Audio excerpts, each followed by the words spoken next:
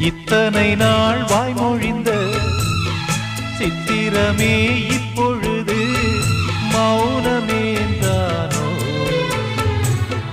மின்னலென மின்னிவிட்டு கண்மறைவாய் சென்று விட்ட மாயம் நீதானோ?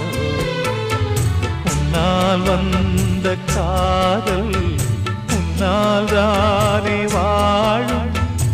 என்னை நீங்கி போனார் உன்னை சேரும் பாவம்.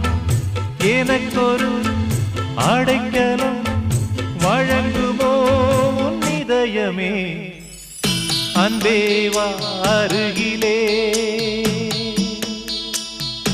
என் வாசல் வழியிலே உல்லாச மாளிகை